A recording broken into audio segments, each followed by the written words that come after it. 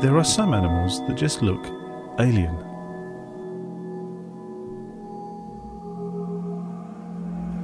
They're strange, slimy, with eyes in funny places.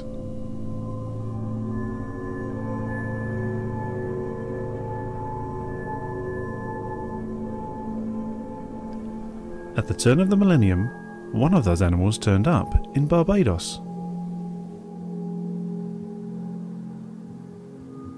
Giant African land snails somehow found their way onto the island. And giant really is a very appropriate name. These snails can grow to have a body almost a foot long.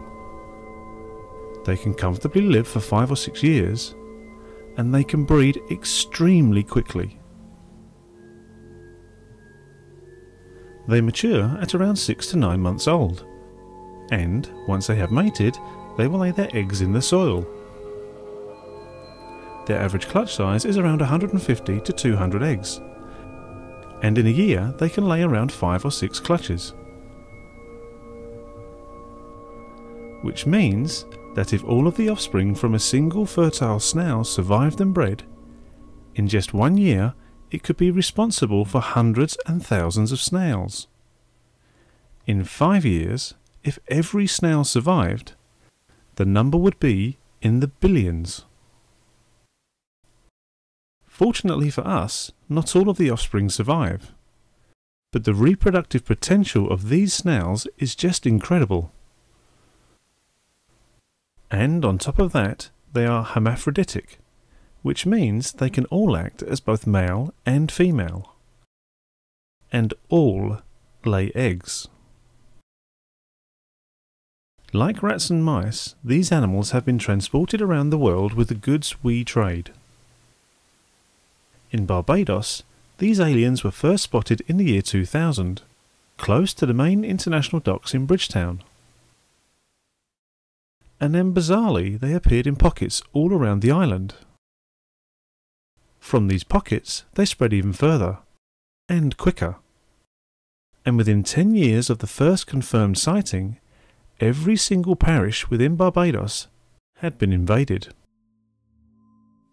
The speed of this spread is not just down to the snail's reproductive potential. Once again, it's almost certainly accountable to us.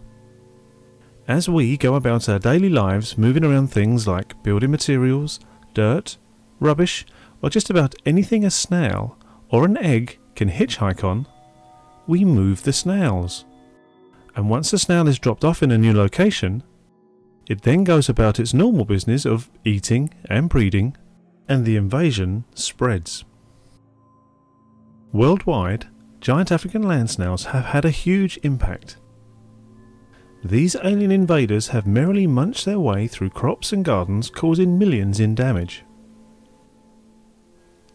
Additional to the obvious cost of crop damage, measures to reduce the snail numbers once they have established and started causing problems have also cost a fortune.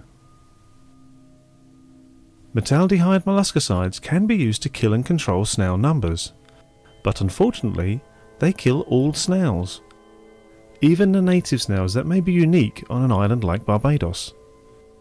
And these poisons are not target specific. Anything, not just snails, that can somehow eat the molluscicide can be poisoned.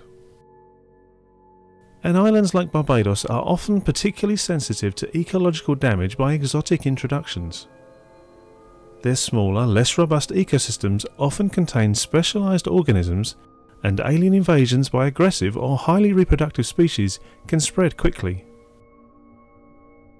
Whilst giant African land snail invasions have been mainly limited to the tropics, once they have a good foothold in a new location, they are virtually impossible to get rid of. Barbados's endemic species, those that are only found on the island, are particularly threatened by the use of high levels of poison. Molluscicides targeting the invaders will also hit unique native species living alongside the aliens in the leaf litter. But the big difference between the aliens and the natives is that the alien African snails have a much higher reproductive potential, so it is quite possible that some of the control measures for the alien snails could do more ecological harm than good.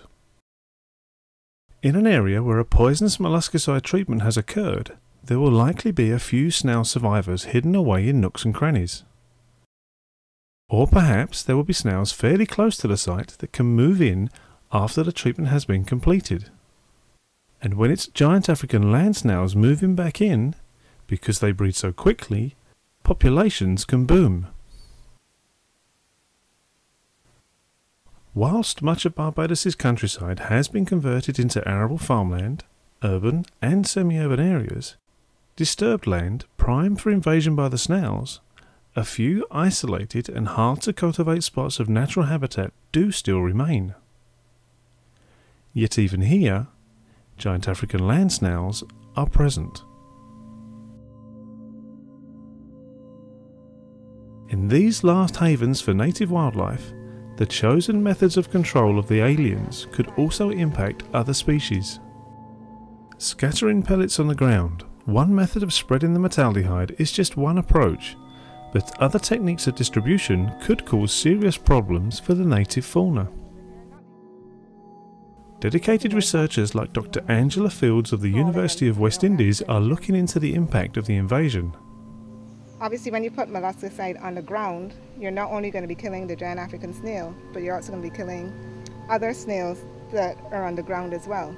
Whereas if you had a snail on the tree that was primarily arboreal, or at least in part, many of them spent time in trees, at least then they had some kind of refuge. They could, survive.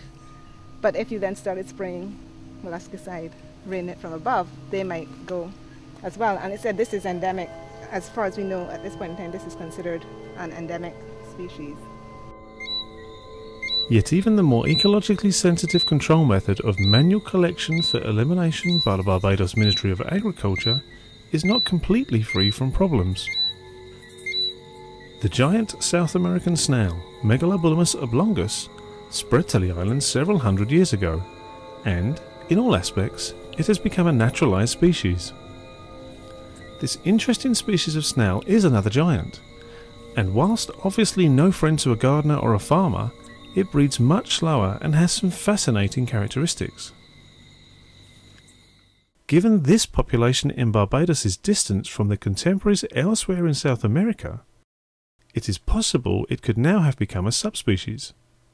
The international pet trade already claims it as such. However, since the arrival of the giant African snails, observational accounts by naturalists seem to indicate a rapid decline in their numbers. Sort of recently dead.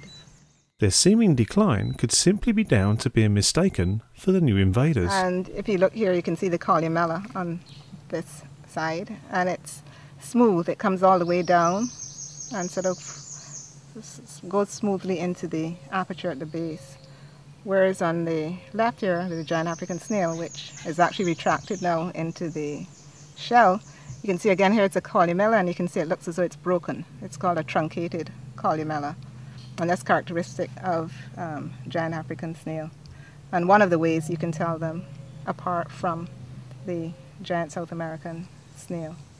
And at all sizes, even if you have a little giant African snail, a small one, you can still see that truncated columella. So, what is to be done about giant African land snails? Ill-fated past attempts at biological control, introduced predators of the snails, such as the rosy wolf snail, have led to tragic results and many extinctions in other countries.